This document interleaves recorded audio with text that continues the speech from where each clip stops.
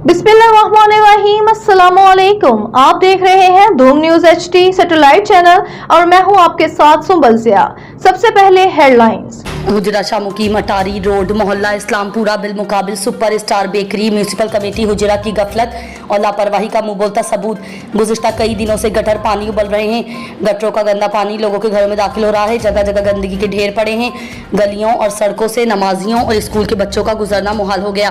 अहले इलाका का फौरी इंतजामिया से नोटिस लेने की अपील और मौजूदा MPA सैयद आशिक हुसैन शाह करमानी वजीर ज़राअत से मुतालबा किया है।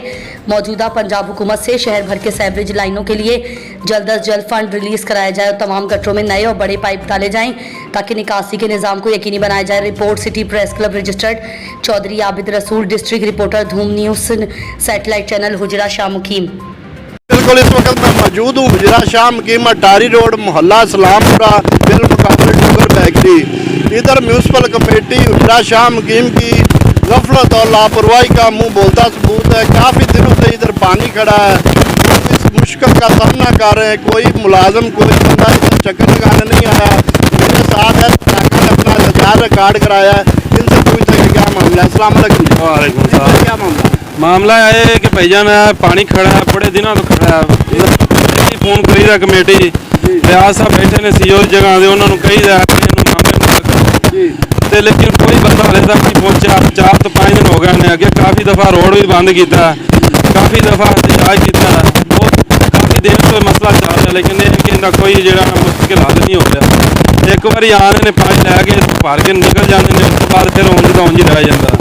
तो दरखास्त ये कि इनू हल किया जाए मेहरबानी करके।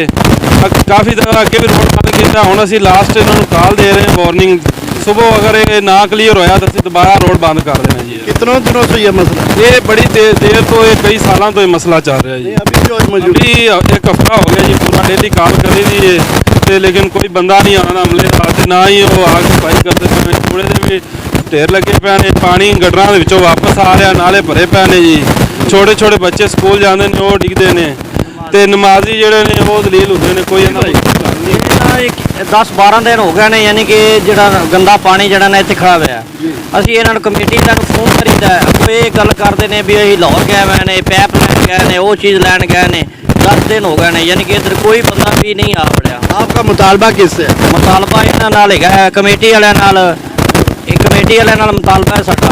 सैयद आशिक शाह करमानी नाल ये गया, साडे MPA ने बोर्ड इतों लैके गए ने, विन करके गए ने, हुकूमत च बैठे ने, उन्होंने काम बनता है कि इनू क्लीयर करवान। ठीक है, वोट लेंदे ने चले जाते हैं, उस तो बाद कोई बंदा नहीं शहर का हाल पुछदा की हो रहा की नहीं हो रहा।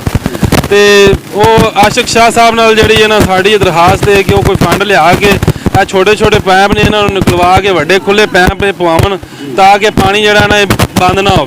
टैक्स तो ले जाते हैं, लेकिन टैक्स तो सारा पैसा खुद खत्म कर जाते हैं। अवाम पर कोई पैसा नहीं लगाया जा रहा। अवाम को मुश्किल का सामना है, नमाजियों को मुश्किल का सामना है। अवाम जो है वो बेबस हो चुकी है, हमारे हुक्मरान जो है वो बुज़दिल हो चुके हैं, वो फंड खाए जा रहे हैं, अवाम पर कोई पैसा नहीं लगाया जा रहा। हमारी हक में वक्त वज़ीर आला पंजाब मरियम नवाज से, आशिक हुसैन कुरमानी से, वज़ीर आज़म से गुजारिश है कि हमारा ये मुतालबा जल्द जल्द पूरा किया जाए।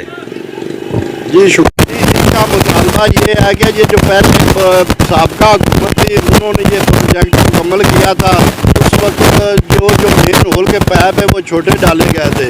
वो पैप छोटे होने की वजह से जो पानी की निकासी नहीं हो रही, इस वजह से ये तकरीबन सारा जो शहर की गलियाँ बाज़ार इस वक्त इस मुसीबत का सामना कर रहे हैं।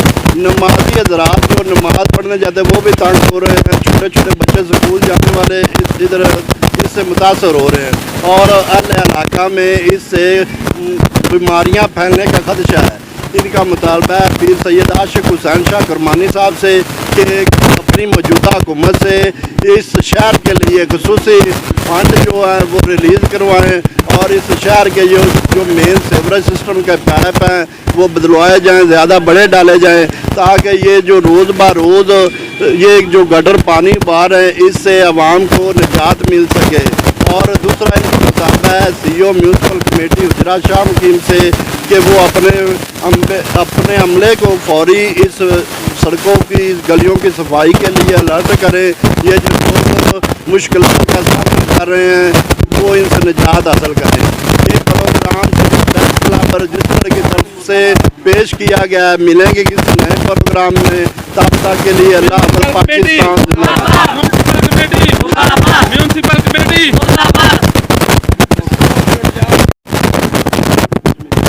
भाई अगे आ जाओ, इधर आ जाओ, बस ठीक हो गया सारा ही।